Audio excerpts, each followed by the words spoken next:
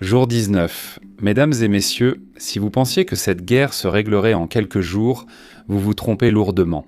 Depuis la dernière mise à jour, la coalition américano-israélienne a mené la frappe la plus importante de la campagne, hormis l'élimination du guide suprême Ali Khomeini. Le premier jour, une frappe israélienne dans les premières heures du 17 mars a tué Ali. L'arjani, qui aurait été à la fois l'architecte de la répression brutale plus tôt cette année et qui dirigeait en grande partie le pays. Depuis le début de la guerre, la réponse de l'Iran a accompli quelque chose de remarquable.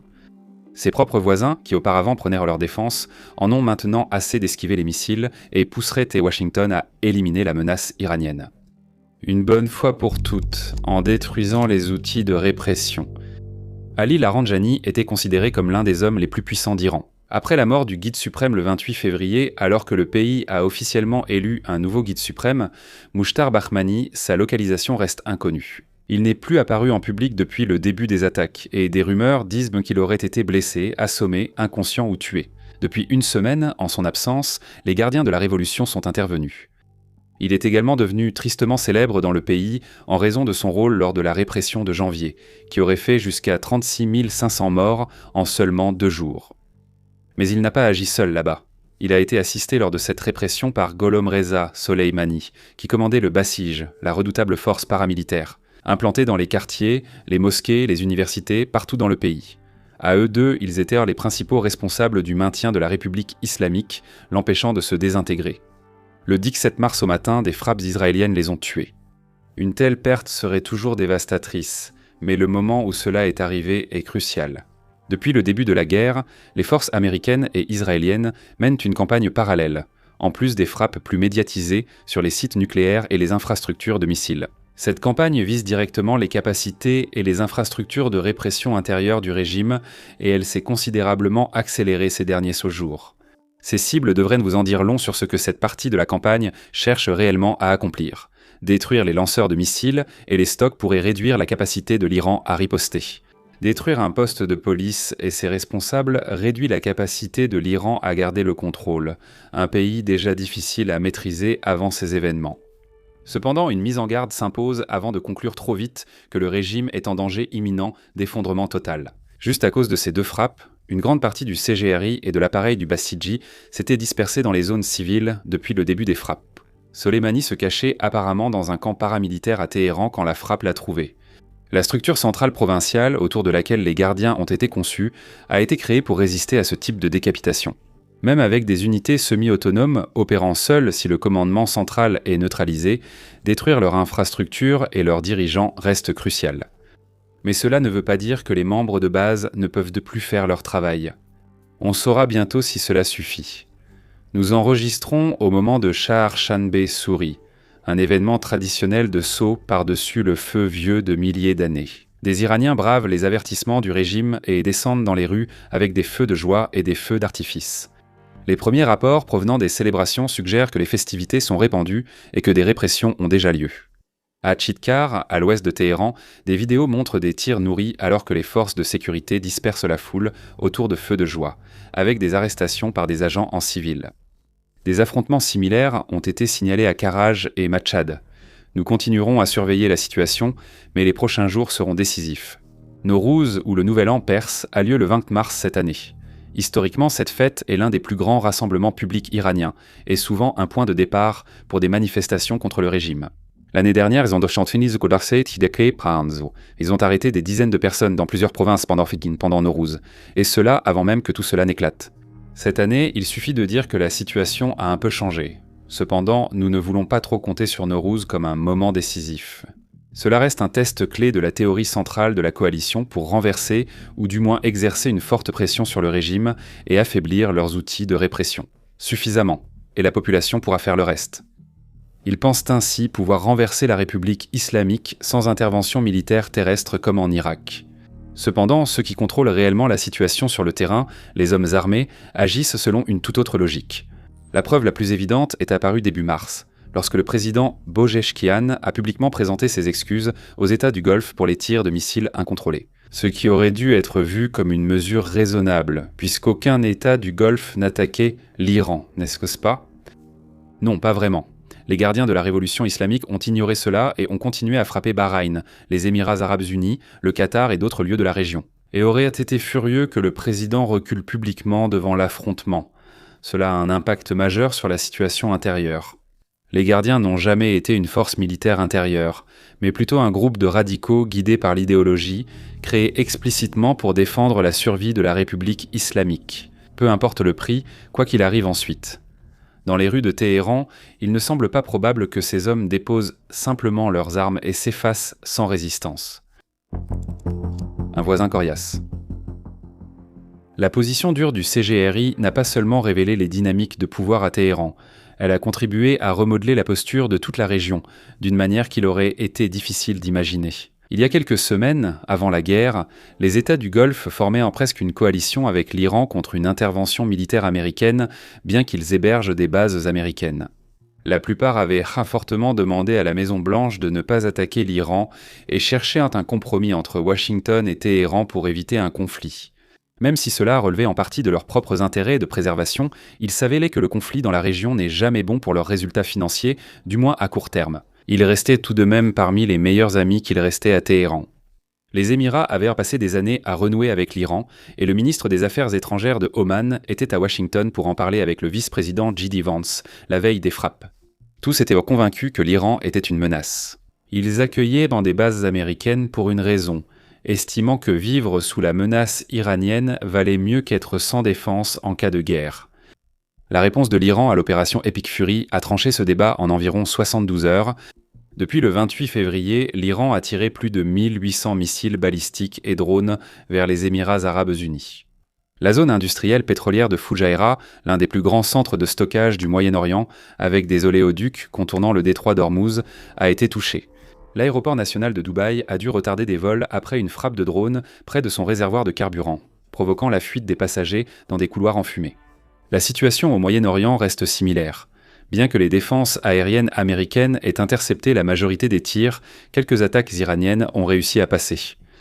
Et alors que cela se poursuit depuis près de 3 semaines maintenant, ce qui est bien plus remarquable, c'est la réaction dans les capitales du Golfe ces derniers jours. Le moment clé fut une interview d'ABC Australie avec la ministre émirassie de la coopération internationale, Rima Al-Hachimi, devenue virale après avoir qualifié les frappes de presque insensées car elles visaient des infrastructures civiles. L'intervieweur a alors réagi. Alors que le journaliste soulignait que les États-Unis et Israël ont déclenché ce conflit et que les Émirats étaient ciblés en raison des bases américaines, Al-Hachimi a été direct. Peu importe comment cela a commencé, ce sont les représailles de l'Iran contre les États du Golfe qui nous préoccupent vraiment. Notre relation avec les États-Unis ne faiblit pas dans les moments de crise. Nous ne nous laissons pas intimider. » Fin de citation. Bahreïn est allé encore plus loin, qualifiant l'Iran de traître. Bahreïn a parrainé une résolution du Conseil de sécurité de l'ONU condamnant l'Iran pour ses actions dans ce conflit, adoptée avec un soutien massif. Même si tout le monde dans le Golfe n'a pas été aussi ferme, ils vont tous dans la même direction. Le CCG a officialisé ce changement, se référant à l'article 51 de la Charte des Nations Unies sur la légitime défense collective et réservant la possibilité de répondre militairement. Mais derrière les déclarations publiques appelant à la paix, les messages privés adressés à Washington ont été bien plus directs. Terminer le travail. Les responsables du Golfe ont pressé l'administration Trump pour éliminer définitivement la capacité de l'Iran à menacer leurs infrastructures. Même si cela n'implique pas nécessairement un changement de régime total, l'objectif étant de paralyser durablement les capacités militaires du pays. Prenons du recul et réfléchissons à la situation. En l'espace de 3 semaines, l'Iran a réussi à transformer chaque État du Golfe qui faisait pression sur Washington en son nom en un partenaire soutenant activement la campagne visant à détruire ses capacités militaires. C'est, selon presque tous les critères, l'une des décisions de politique étrangère les plus contre-productives prises bouse au Moyen-Orient moderne. Maintenant, ce que nous allons faire ensuite, c'est discuter de la situation qui se détériore dans le détroit d'Ormuz. Mais avant cela, nous aimerions prendre un moment pour parler de Warfront, site premium de notre équipe, média d'actualités écrites et plateforme unique d'analyse des conflits mondiaux. Chez Warfront, notre équipe collabore avec des journalistes primés et experts pour offrir des analyses clés sur les conflits, points chauds et la géopolitique qui façonnent le monde. Chaque semaine, nous offrons des épisodes vidéo exclusifs et Briefing Room, une sélection du samedi d'histoire méconnue du monde entier que vous avez peut-être manqué. Cette semaine, notre équipe lance un podcast quotidien en accès libre résumant les derniers développements du conflit iranien, l'Iran Daily Dispatch. Nous le publierons tous les jours de la semaine jusqu'à la fin du conflit, et vous pouvez vous inscrire pour recevoir une alerte à chaque nouvel épisode. Aucun compte n'est nécessaire, c'est totalement gratuit. Sur Warfront, écoutez nos 2 premiers épisodes déjà sortis. Abonnez-vous à Plants Company pour seulement 5$ par mois, ou 50 par an. Cela soutient notre couverture gratuite et indépendante sur YouTube. Inscrivez-vous au l'Iran Daily Dispatch. Et maintenant, retour à la guerre, au point d'étranglement. Si la situation diplomatique est mauvaise pour Téhéran, c'est sur le plan économique que cette guerre commence vraiment à toucher le reste du monde. Le détroit d'Ormuz, où transitent environ 20 millions de barils de pétrole par jour, est devenu la voie navigable la plus disputée au monde. Et la situation là-bas n'a pas assez évolué, dans un sens ou dans l'autre, pour vous donner le tournis sur ce qui se passe réellement ici. Les scènes varient selon l'interlocuteur. D'après la majorité, la marine iranienne conventionnelle n'existe plus, la plupart de ses forces ayant été détruites par les frappes américaines et israéliennes. Cela n'a pas permis un passage sécurisé, car les grands navires n'étaient en jamais la cause des dégâts. Les batteries de missiles anti-navires du CGRI près de Bandar Abbas et de l'île de Keshm continuent de tirer. Les essaims de vedettes rapides et de drones Shahed sont presque impossibles à neutraliser par une campagne aérienne seule, car ils se dissimulent facilement avant le lancement. La communication du régime à ce sujet a été incroyablement contradictoire, ce qui n'a fait que semer davantage la confusion.